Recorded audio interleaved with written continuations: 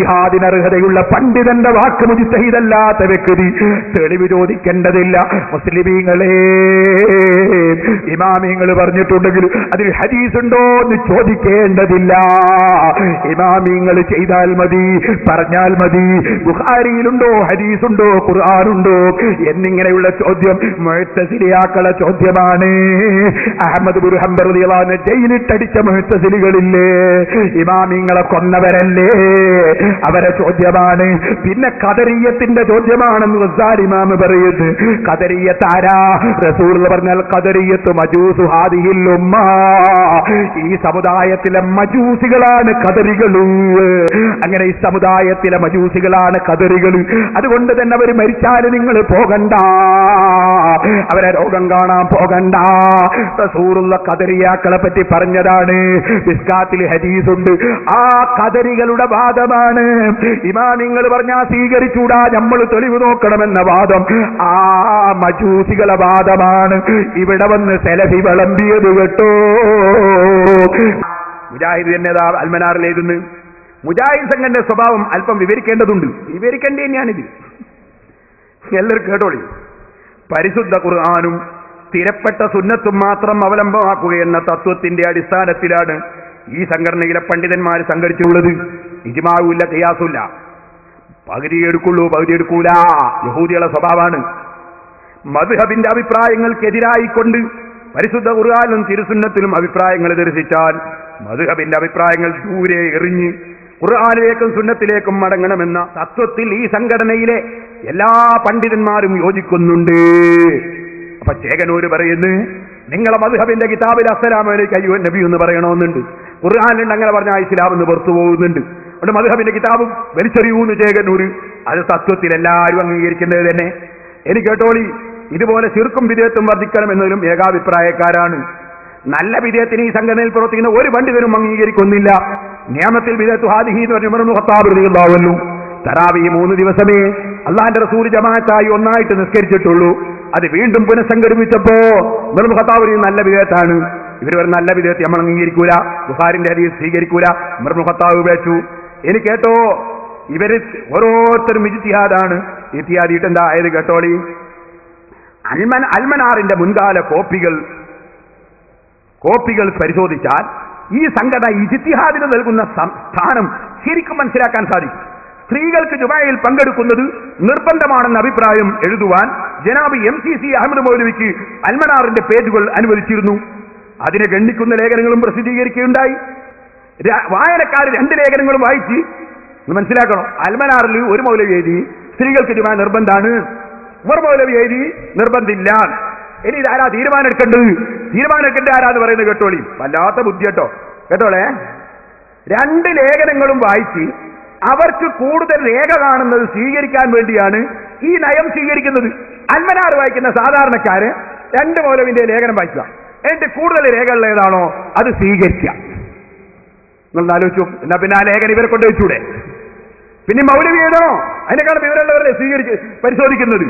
എന്നാ പിന്നെ മൗലവി എഴുതണോ? ഇവരെ കൊണ്ട് എഴുതിച്ചാ പോരെ? ഇത്രയും വിവരം കെട്ടൊരാശയം, ഇത്രയും ബുദ്ധി യോജിക്കാത്തൊരാശയം എന്നാ മൗലവി എന്താ എഴുതിയത് എന്ന് കേട്ടോളി. മൗലവി പറയാണ്, ആകയാൽ പള്ളിയിലേക്കും ഈദ്ഗാഹിലേക്കും പെണ്ണുങ്ങൾ വരുന്നതിനെ അസാധ്യമാക്കി തീർക്കുന്ന യാതൊരു നിയമവും ശരീഅത്തിലില്ല. പക്ഷെ എന്തായാലും മാമൂല് വിടാനോ ശരീഅത്തനുസരിക്കാനോ പെണ്ണുങ്ങൾ തയ്യാറില്ലെന്നുള്ളതാണ് ശരി. പെണ്ണുങ്ങൾക്ക് ബുദ്ധിയുണ്ട്, മൗലവിമാരെ പോലല്ലോ. അവര് പണ്ടയുള്ള വിടൂല, പെണ്ണുങ്ങൾക്ക് ബുദ്ധിയുണ്ട്. അതിന് മൗലവിക്ക് ദേഷ്യം പിടിക്കാണ്. മൗലവി പറയാണ്, എന്നാൽ അടിച്ച് പെണ്ണുങ്ങളെ പുറത്തിറക്കേണ്ട ചുമതല ദീൻ അറിയുന്ന ആണുങ്ങളെ മേലാണ്. പെണ്ണുങ്ങൾ പൊരേ നിറങ്ങുന്നില്ലേ ഈദ്ഗാഹിലേക്ക്? അടി തന്നെ, കോടിക്കന്നെ അടി. 4 ഒലക്കയും എടുക്കുക, മൗലവിമാരൊക്കെ ഒലക്കെടുക്കുക, അടിക്കുക, പെണ്ണുങ്ങളൊക്കെ അടി പുറത്താക്കുക. മൗലവി എഴുതിയതാ. ഏത് ഖുർആനിലാ മൗലവി ഇത് പറഞ്ഞത്? ഏത് ഹദീസിലാ പറഞ്ഞത്? ഈ പ്രസ്ഥാനം ജനങ്ങളോട് പറയുന്നത് പുത്തൻവാദങ്ങളല്ല, മറിച്ച് ഹബീബായ റസൂലുള്ളാഹി സ്വല്ലല്ലാഹു അലൈഹി വസല്ലം പഠിപ്പിച്ച ശുദ്ധമായ ഇസ്ലാമിന്റെ ആശയാദർശങ്ങളാണ് പഠിപ്പിച്ചും പറഞ്ഞും കൊണ്ടിരിക്കുന്നത്. ഏത് ഖുർആനിലാ മൗലവി ഇത് പറഞ്ഞത്? ഏത് ഹദീസിലാ പറഞ്ഞത്? വഖർന ഫീ ബുയൂതികുന്ന വലാ തബറജ്ന തബറുജൽ ജാഹിലിയ്യത്തിൽ ഊലാ വീട്ടിലടങ്ങി ഒതുങ്ങി കഴിയട്ടെ. ജാഹിലിയ്യ കാലം പോലെ അതാ ഭംഗി പ്രകടിപ്പിക്കല്ല, അവരെ നിസ്കാരം നിർവഹിക്കരെ എന്ന് ഖുർആൻ പറഞ്ഞപ്പോ മദ്ഹബിന്റെ ഇമാമിങ്ങൾ നിങ്ങൾ എടുത്തു നോക്കി, ഇമാം കസാനി തങ്ങളുടെ ബദാഉ സനാഇ നോക്കൂ. ഈ ആയത്ത് ഉദ്ധരിച്ചുകൊണ്ട് അവിടുന്ന് പറഞ്ഞില്ലേ, യുവതികളെ നിങ്ങൾ ഈദ്ഗാഹിലേക്കും പള്ളിയിലേക്കും പോകുന്നത് പച്ച ഹറാമാണ് കേട്ടോ. പേരോട് പറഞ്ഞതല്ല, ഇമാം കസാനി പറഞ്ഞതാണ്. ഹനഫി മദ്ഹബാണ് കേട്ടോ. ശാഫിഈ മദ്ഹബിലെ ഇമാമിങ്ങളും അതാ പറഞ്ഞു, ഫിത്നയാണ്, ഫിത്നയുണ്ടെങ്കിൽ ഹറാമാണ്, ഒരു പണ്ഡിതനും തർക്കമില്ല. ഫിത്നയുണ്ടെങ്കിൽ ഹറാമാണ്, ഒരു പണ്ഡിതനും തർക്കമില്ല. ഫിത്ന ഉണ്ടെന്ന് അതാ ഇമാമിങ്ങൾ റിപ്പോർട്ട് പറയുന്നു. എന്നവര് റിപ്പോർട്ട് പറയുന്നു. ആകയാൽ ഹറാമാണെന്ന് പറഞ്ഞ പേരോടല്ല. ഇബ്നു ഹജർ ഹൈതമി തങ്ങൾ അതാ കിഫായത്തുൽ അഖ്യാറിന്റെ മുസന്നിഫിൽ നിന്ന് എടുത്തുദ്ധരിച്ചതല്ലേ, ഇമാം ഹുസ്നിയിൽ നിന്ന് ഉദ്ധരിച്ചതല്ലേ. എത്ര ശരിയാണ് പറഞ്ഞതെന്ന് ഇബ്നു ഹജർ തങ്ങൾ പറഞ്ഞില്ലേ. ഓ മുസ്ലിമീങ്ങളെ, ഏതായിരുന്നാലും പെണ്ണ് പള്ളിയിലേക്കും ഈദ്ഗാഹിലേക്കും പോകുന്നത് ഫിത്നയുണ്ടെങ്കിൽ ഹറാമാണെന്നതിലൊരു പണ്ഡിതനും തർക്കമില്ലല്ലോ. എന്നിട്ട് പിന്നെ മൗലവിന്റെ ചോദ്യം, സനദെവിടെ? ഖുർആനിന് സനദ് വേണോ മൗലവി? അല്ലാഹുവിന്റെ റസൂല് അതാ പള്ളിയിലേക്ക് സമ്മതം ചോദിച്ചിട്ട് സമ്മതം കൊടുത്തില്ല എന്നത് ഫത്ഹുൽ ബാരിയിലില്ലേ, ഇബ്നു ഖുസൈമയിലില്ലേ? ഇനിയും ചോദിക്കട്ടെ, ആ പെണ്ണ് പോകുന്നതിൽ ഒരു പുണ്യവുമില്ലെന്ന് ഇമാം ശാഫിഈ തങ്ങൾ അവിടുത്തെ ഇഖ്തിലാഫുൽ ഹദീസിൽ പറഞ്ഞില്ലേ? സഹാബത്ത് സമ്മതിച്ചിട്ടില്ലെന്ന് പറഞ്ഞില്ലേ? പിന്നെ എവിടുന്നാണ് നിങ്ങൾക്ക് സംശയം വന്നത്? അതുകൊണ്ട് ഇപ്പോഴതിലേക്ക് കടക്കുന്നില്ല. മൗലവിന്റെ വെല്ലുവിളിയൊക്കെ അതാ പൊട്ടാതെ ചീറ്റിപ്പോയി കേട്ടോ. ഇനി നിങ്ങൾക്ക് കേൾക്കണോ, മഹാനായ സദഖത്തുള്ള മുസ്ലിയാർ നവറല്ലാഹു ബർക്കദാ ബഹുമാനപ്പെട്ടവര് അതാ മഹാനവരുകളോട് ചോദിക്കുകയാണ്, പള്ളിയിലേക്ക് ജുമാ ജമാഅത്തിന് വേണ്ടി യുവതികൾ അവരെ ഭംഗി പ്രകടിപ്പിച്ചുകൊണ്ട് പോകുന്ന മുജാഹിദിന്റെ പോക്കില്ലേ, ആ പോക്കിനെ പറ്റി ചോദ്യവും മറുപടിയും വരികയാണ്. കേട്ടോളി. സൽക്കർമ്മവും ഗുണകരവുമായ ജുമാ നമസ്കാരത്തിന് പോകുന്നതിൽ നിന്ന് സ്ത്രീകളെ വിരോധിക്കുകയും മുജാഹിദീങ്ങളെ ചോദ്യമാണ്. അതേസമയം സമസ്തക്കാരുടെ മിക്ക മദ്രസകളിലും വലിയ പെൺകുട്ടികളെ വെച്ച് പഠിപ്പിക്കുകയും ചെയ്യുന്നതായി കാണുന്നു. ജുമഅക്ക് പോകുന്നതിനെ വിരോധിക്കുന്നവർ അതെന്തുകൊണ്ട് വിരോധിക്കുന്നില്ല?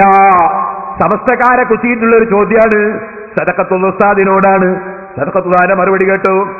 ഉത്തരം, കണ്ടാൽ ആശിക്കപ്പെടുന്ന പ്രായമെത്തിയ പെൺകുട്ടികൾക്ക് ഇതര പുരുഷന്മാരെ അറിവ് പഠിപ്പിക്കുകയാണെങ്കിൽ അത് മറയുടെ പിന്നിൽ കൊണ്ടായിരിക്കണമെന്നാണ് മതവിധി. ഇത് ഇബ്നു ഹജർ റളിയല്ലാഹു അൻഹു മുതലായവർ പ്രസ്താവിച്ചിട്ടുണ്ട്. ചോദ്യത്തിൽ പറഞ്ഞ വലിയ പെൺകുട്ടികൾ ഈ പ്രായത്തിലെത്തിയവരാണെങ്കിൽ സമസ്തക്കാരുടെ മിക്ക മദ്രസകളിലും അവരെ വെച്ച് പഠിപ്പിക്കുന്നുണ്ടെന്ന് പറഞ്ഞത് വിശ്വസിക്കാൻ കുറച്ച് പ്രയാസം ഉണ്ട്. സമസ്തക്കാർ അത്ര മോശമാണെന്ന് വിശ്വസിക്കാൻ സദഖത്തുള്ള മുസ്ലിയാർ അതിന് തയ്യാറില്ല. പറയാണ്, സമസ്ത അംഗീകരിച്ച ഏതെങ്കിലും വല്ല മദ്രസകളിലും നിയമവിരുദ്ധമായ നിലയിൽ അധ്യാപനം നടത്തുന്നുണ്ടെങ്കിൽ അതും സ്ത്രീകളെ ജുമായിൽ സംബന്ധിപ്പിക്കലും നിഷിദ്ധമാണ്. നിങ്ങൾക്ക് എന്താ പറയേണ്ടത്? അപ്പോൾ ജുമാക്ക് പോകരുത്, ഇത് സദഖത്തുള്ള മുസ്ലിയാരുടെ ഫത്വാനുസറത്തുല്ലന. അപ്പൊ ഇതിലൊന്നും സുന്നി പണ്ഡിതന്മാർക്ക് തർക്കമില്ല. ഇവിടെ മുമ്പ് ഒരു മാഷ് സംസ്ഥാന പെണ്ണുങ്ങൾ വെളിയിൽ പോകണമെന്ന് പറയുന്നവരാണ് എന്ന് പറഞ്ഞ് എന്തൊക്കെയോ പറഞ്ഞ് നോട്ടീസ് ഇറക്കിയിരുന്നു. ആ മാഷ് സ്റ്റേജുമ്മലുണ്ടായാലുണ്ട്, ഇപ്പൊ സ്റ്റേജുമ്മ കാണുന്നില്ല. മൗലവിന്റെ കൂട്ടത്തുനിന്ന് എങ്ങോട്ട് പോയി എന്നറിയുന്നില്ല.